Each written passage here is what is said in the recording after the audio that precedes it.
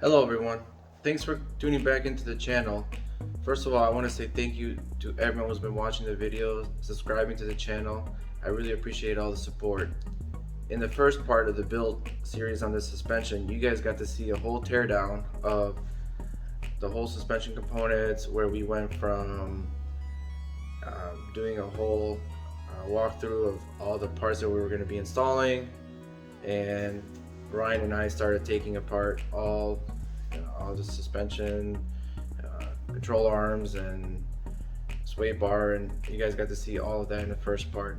And I really appreciate all the feedback too that I got from the video. So in this new one, you guys are going to see an install of all the new parts that we had laid out on the table, and we're going to walk through the front, the rear part, everything that's going on pretty much. We're gonna go through it and you guys will see everything being installed. So stay tuned and hope you guys enjoy this new video. Alright guys, a little bit of a build update right now because we've been working away and I haven't had a chance to film. So we got the control arms, the rear camber kit in. We got that all bolted up, nice in there.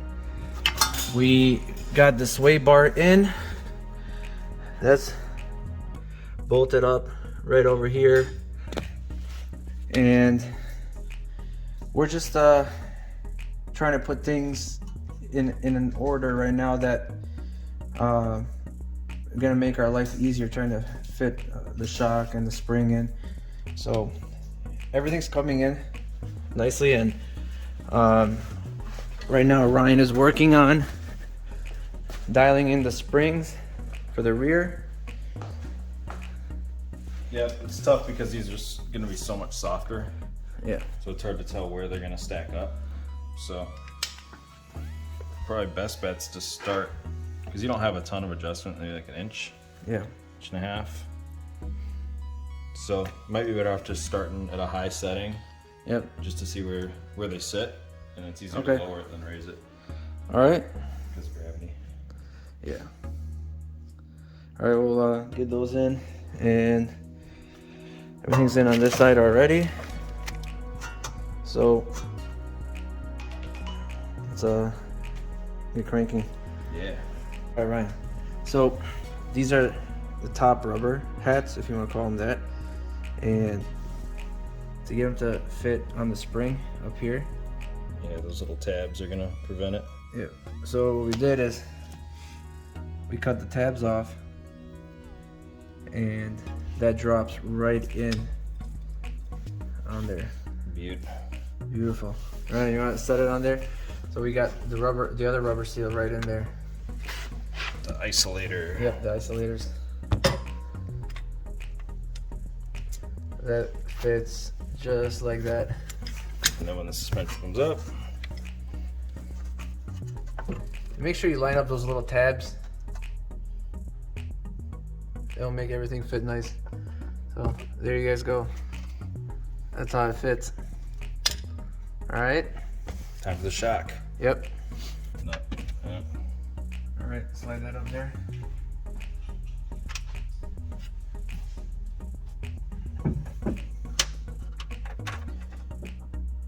Old nut or new nut?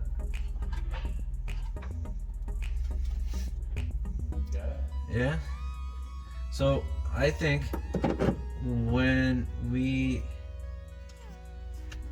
you put all the panels back, you might need to make a little cutout for the adjuster.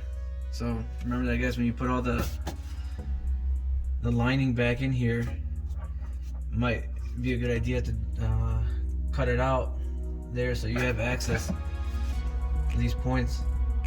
Ryan, you wanna? That nut on there? Yeah, I need a few more. I need to go a little higher to get some threads on there.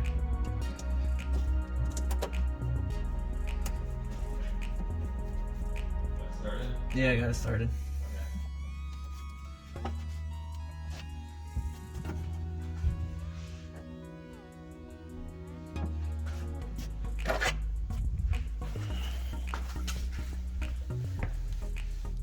Jay would be pleased. All right. There's everything, guys. Just Don't want to lose these little spacers. Yep. These are nice ones. I'm gonna put something like that on the race car. Let you get like more range out of the home joint.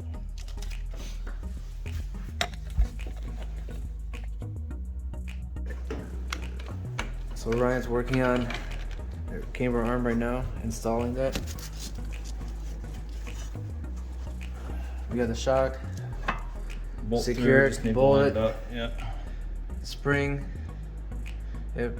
So yeah, we're gonna line up the bolt to go through, and then fasten it down. We're supporting this arm with the jack just to help line everything up right now. And grab one of my punches here to help it.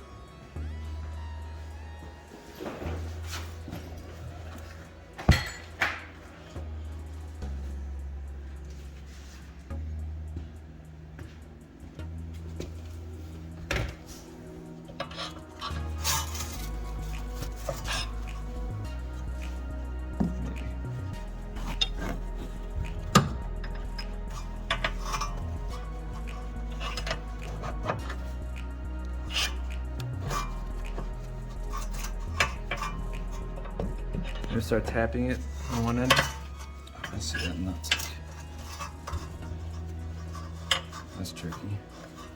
Is it all lined up? No. Alright, let's work on it.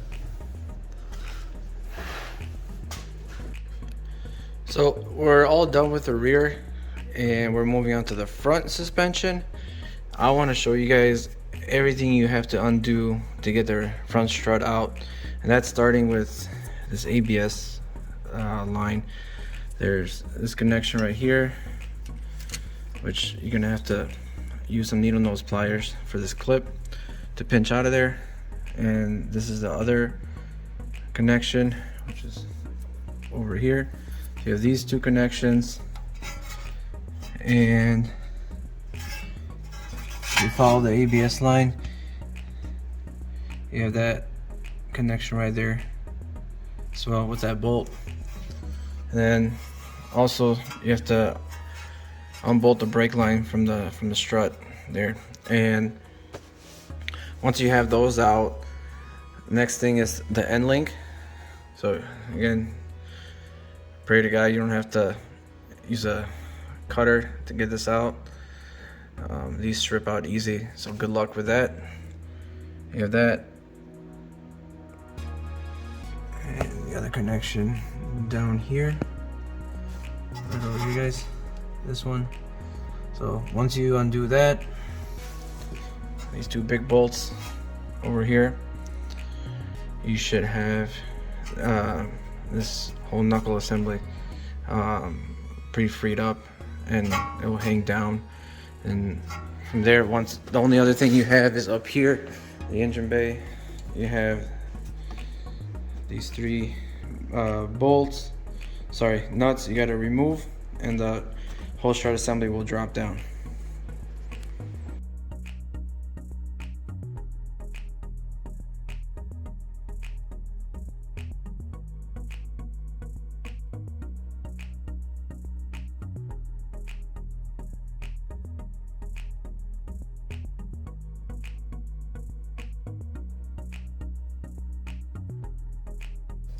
So it ended up getting stripped out. Well, remember I mentioned earlier, the next best thing you do is grab a vise and grab the end link where the boot is, and just squeeze the crap out of that that ring that spins there, and go to town from there, because the only other option is cutting it. But you know, if you are gonna replace the end links and don't really care what happens to them, you can do this, go this route. But other than that, you know, again, depending on where you live, you're gonna have to most likely get new ones, because you're gonna destroy them removing them. So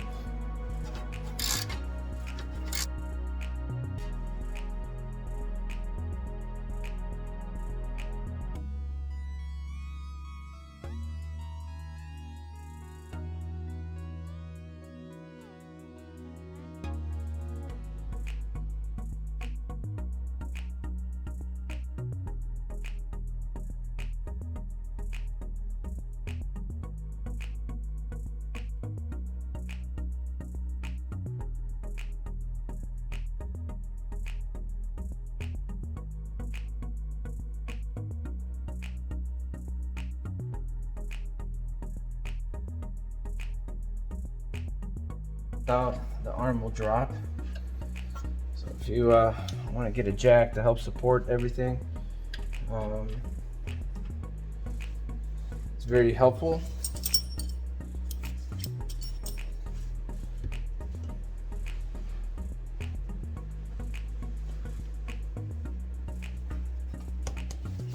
There's the other nut. So we got this part done. This is all, it's free, it's loose, it's ready to go.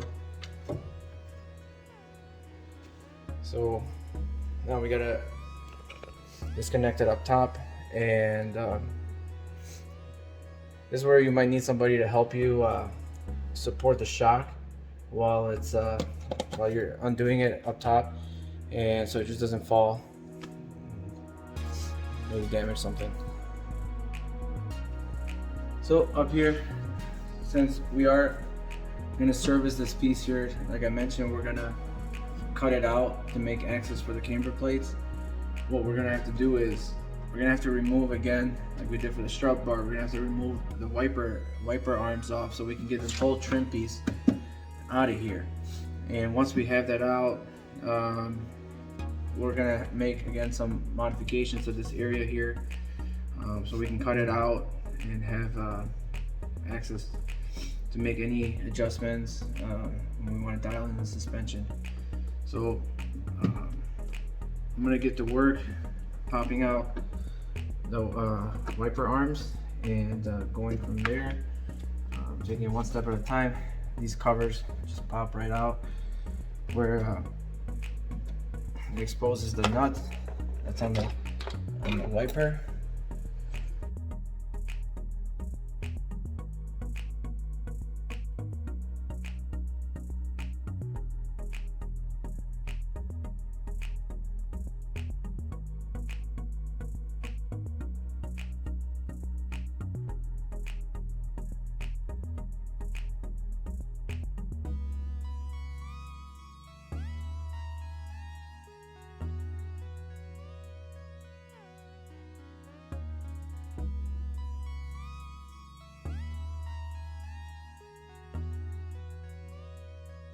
This is the area that we need exposed, this area. And there's this little dust cover here. Once you undo that, expose the top of the strut mount. So we're gonna start removing these, and one at a time. If you're doing it by yourself, you loosen all three of them and then take off two, and then the last one start loosening it off little by little, and keep your other hand on the strut here and prevent it from dropping.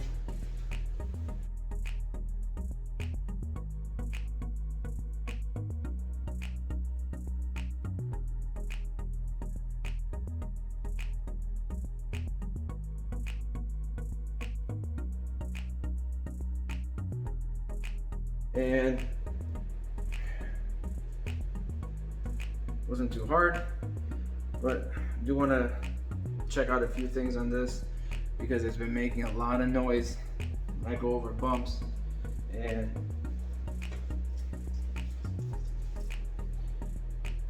I want to undo the top hat and see what was going on. Plus, I want to be able to hold on to these springs and post them for sale, see if anybody out there is interested. But we do need a spring compressor to get that done. That's a project for another time. Alright, passenger side's out. Just like that, real quick.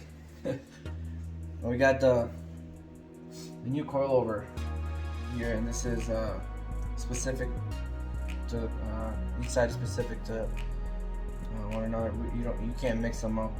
So just look for all the reference brackets and holes from your other one to help figure out which one it is. But if you look here in the part number though, it'll say R for right hand and L for left hand. You can't mix them up.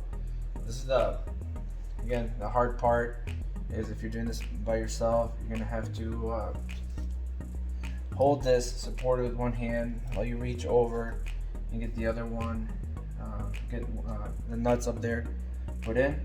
So we're not messing with, right now we're not messing with any of the adjustment rings here. We're gonna leave them where Tein put them at. After we put the wheels on there and lower the vehicle, we'll test, we'll mess with the rings then, but for now we're gonna leave them where they are, and even put tapes on them that say tighten at specified torque. So they're on here tight, they're not loose, they're not going anywhere, but for now we're just gonna put them in and worry about the adjustments later after we see where everything fits and camber wise and all that. So alright, let's get this sucker in there.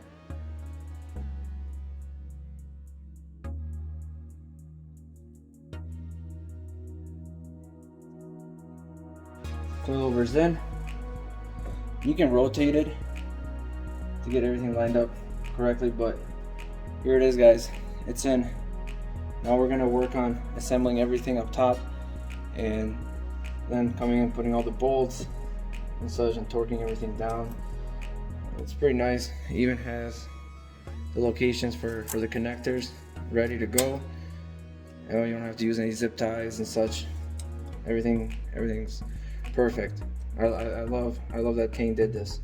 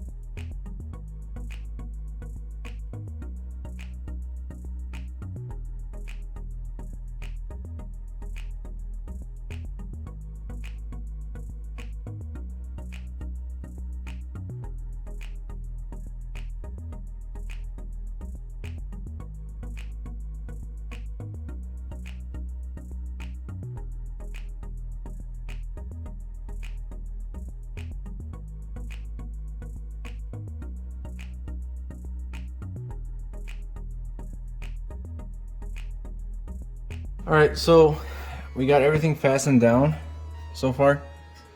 We got the bolts torqued down, all the connectors plugged in to their proper resting places, the brake line. Now the very last thing to do is put in the new Swaybar links, and this side will be completely done. And we'll move over to the driver's side.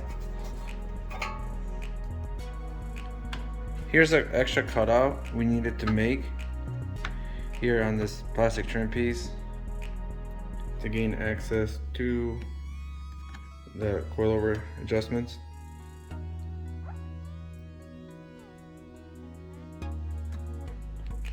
We'll do exact same thing on the other side. Over here, and it's a good reference point is that there's this area is slightly raised on this plastic trim piece, and I just took a marker, drew around that bump that was, you know, molded in the plastic, and I just cut around that to gain pretty much to have access to this.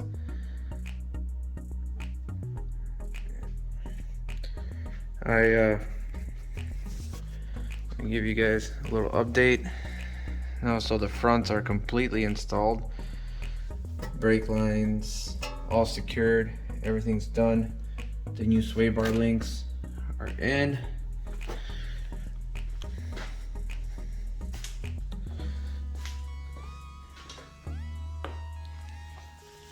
So everything's all tidied up right now, torque down. Show you guys the rear. Same thing on the rear here. You guys can see the Swaybar, the new Swaybar link also in there, and it's set at the middle setting, which is for medium stiffness, if you want to call it that. The top one is for full stiff. The other bottom one, I believe it's soft. But the new Camber arms look amazing.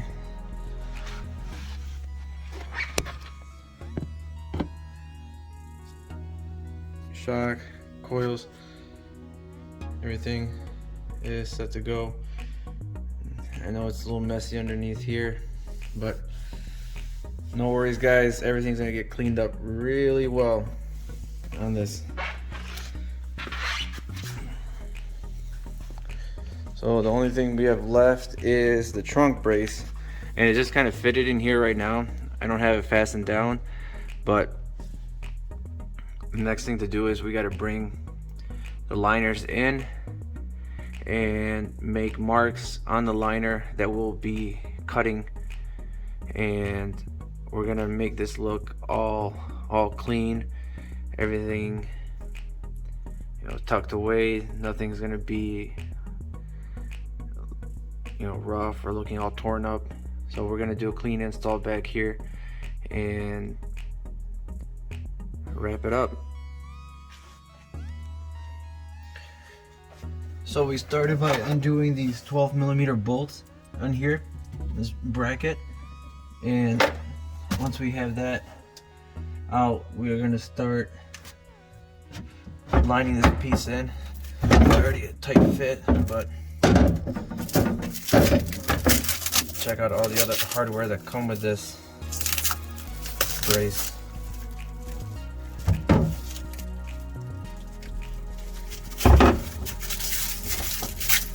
And if you guys actually search the video for this trunk brace, the website that I purchased this through, Pro Car Studio, they have a great DIY video of the install, and I'm gonna be referencing that as I install this on my car. So I watched it a couple times. I have a good idea of how to get this install completed, but if you see these two, this is what it comes with, and what this is an assembly aid for this install, because where the brace is going to mount up here is we're going to have to get through it back here through this little pocket. Is very difficult, so they created these little brackets with the bolts to help you install that. and I'm gonna be showing you guys in a little bit how to utilize these. All right. So first though, we're gonna get this brace propped up where it's gonna be resting, and we're gonna go ahead and start bolting this thing up.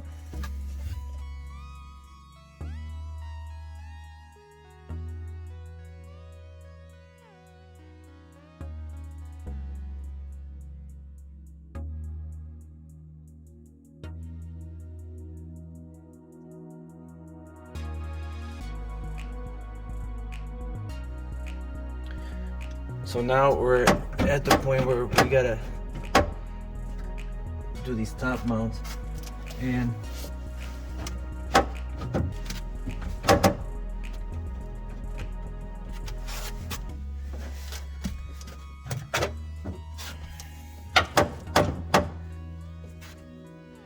so in the video it mentioned something about a on the 2012 SIs that the hole on this side does not exist. It needs to be drilled out. So it also does not exist on the ILX, and it looks like we do also need to drill that out over here. But the one on the other side does exist. So what we're gonna do is we're gonna bolt that one down, and once everything's all nice and tight, we can use a center punch to get that hole drilled out and finish the install. But you know, we don't really have a good reference point with all this thing still moving around. So let's I think once we secure this down good, then we'll have a more solid idea of where the hole needs to be exactly on there. So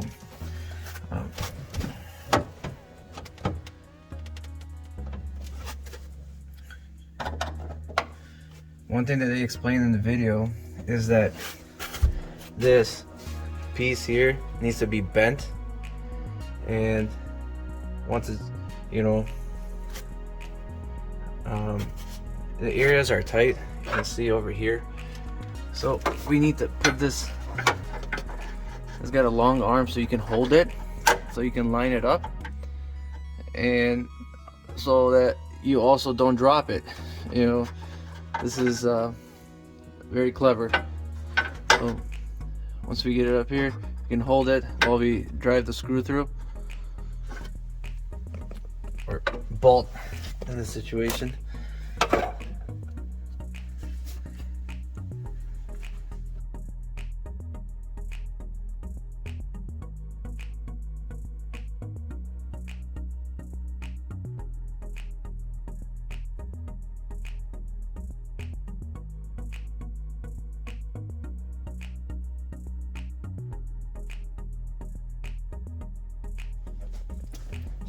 Alright guys, we finally managed to bolt that side down, and it involved me jumping in the trunk to get that done, and it wasn't the easiest thing, but we got it. You can see it in there. There's a assembly aid. It just crashes up to the sheet metal over there as you're tightening it down, and it stays put. Now here's the other side. Get this light out of your guys' way.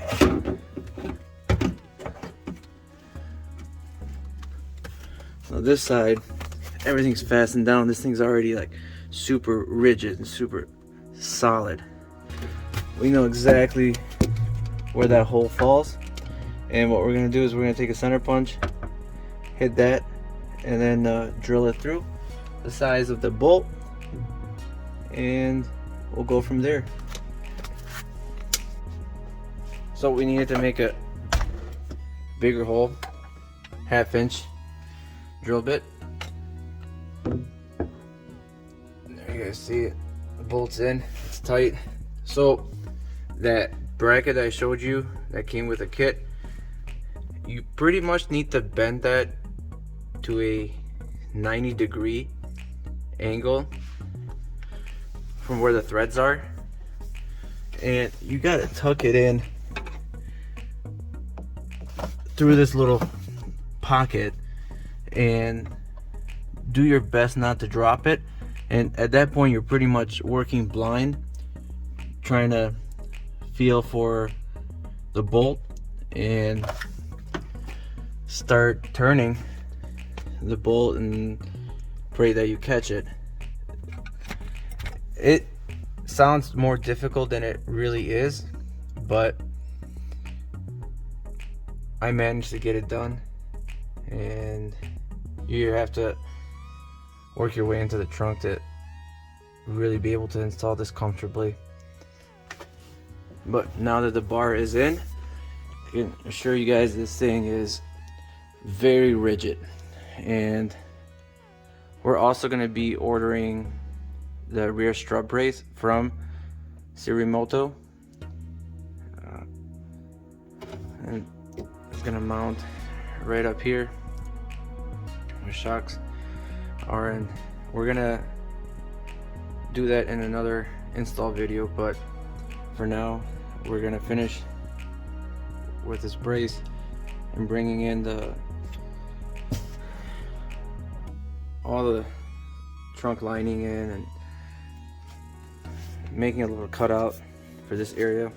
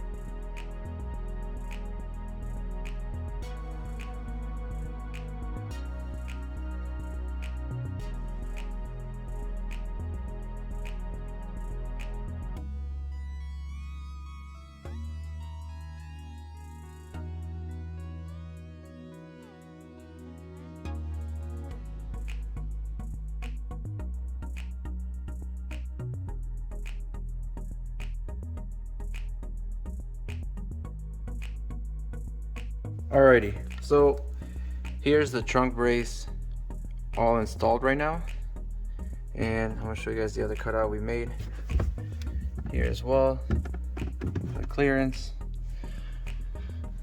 And also we made a little cutout for this area here, cut into the fabric just to hide everything instead of flipping it underneath. Looks much cleaner this way, in my opinion.